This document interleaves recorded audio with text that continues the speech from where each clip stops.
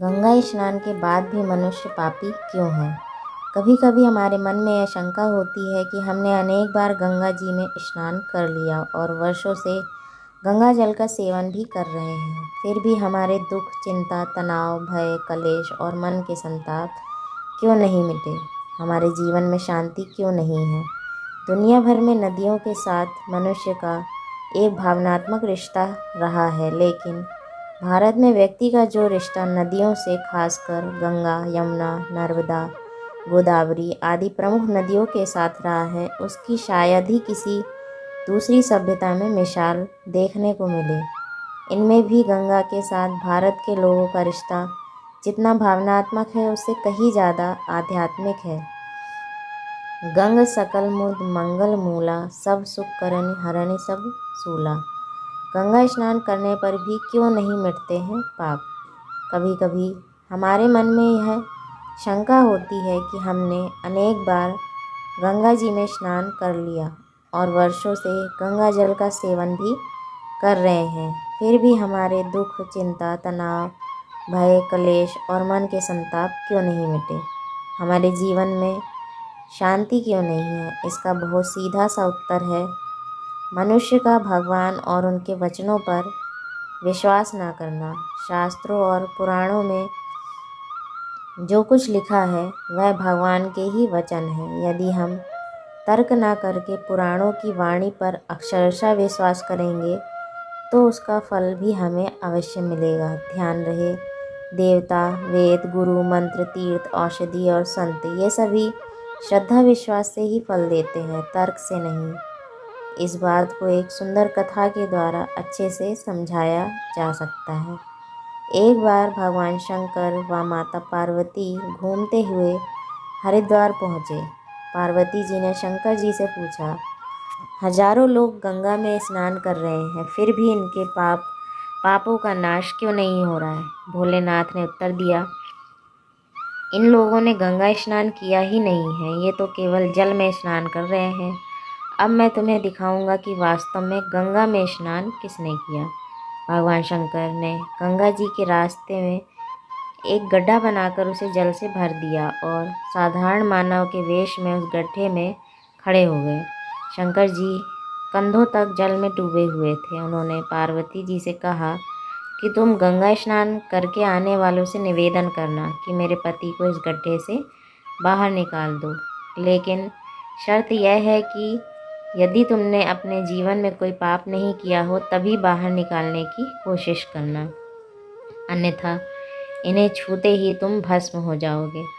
कई दिन बीत गए। हजारों लोग गंगा स्नान कर उस रास्ते से निकले, लेकिन शर्त सुनते ही शंकर जी को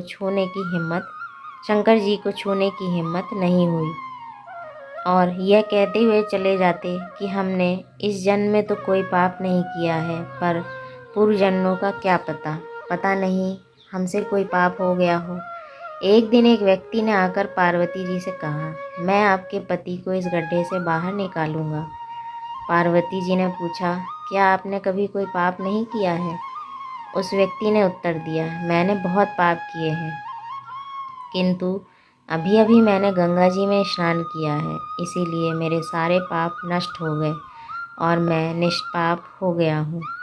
उस व्यक्ति ने जैसे ही भगवान शंकर को गड्ढे से बाहर निकालने के लिए अपना हाथ बढ़ाया, शंकर जी स्वतः ही गड्ढे से बाहर आ गए। भगवान शंकर ने पार्वती जी से कहा, इसने वास्तव में गंगा स्नान किया है, क्योंकि इसको विश्वास है कि गंगा में स्नान करने से सारे पापों का नाश हो जाता है। ऐसे प्राप्त करें गंगा स्नान का पूरा फल। गंगा जी की कृपा प्राप्ति के लिए उनमें अखंड विश्वास होना चाहिए। इसीलिए उनमें सांसारिक वस्तुएं न मांग कर सदैव यही मांगना चाहिए कि आप अपनी कृपा से मुझे अपना अखंड विश्वास दीजिए। गंगा में डुबकी लगाते समय यही भावना रखनी चाहिए कि हम साक्षात नारायण के चरण कमलों से निकले अमृत रूप ब्रह्म द्रव में डुबकी लगा रहे हैं। मैंने जन्म जन्मांतर में जो थोड़े या बहुत पाप किए हैं वे गंगा जी के स्नान से निश्चित रूप से नष्ट हो जाएंगे। त्रिपथ गामिनी गंगा मेरे पापों का हरण करने की कृपा करें। शास्त्रों में कहा गया है कि देवता बनकर ही देवता की पूजा करनी चाहिए। शास्त्रों में तो यहाँ तक लिखा है कि गंगा स्नान के लिए जाते समय झूठ बोलना, लड़ाई झगड़ा, निंदा चुगली, क्रोध, लोभ, लालच आदि आसुरी वृत्तियों का त्याग कर देना चाहिए और दान, दया, करुणा, सत्य, परोपकार आदि दैवीय गुणों का जीवन में पालन करना चाहिए।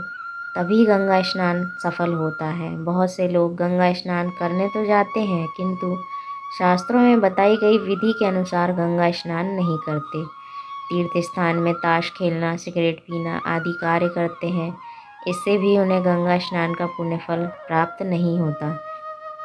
लोगों के पापों को धोती रहने वाली गंगा जी को अब ऐसी पुण्य आत्माओं की प्रतीक्षा है जो गंगा में अपने आप धोने नहीं वरन पुण्य समर्पित करने आए। अगर आपको जानकारी पसंद आई हो तो लाइक करें, दोस्तों में शेयर करें और कमेंट में हर हर गंगे ज़रूर लिखें।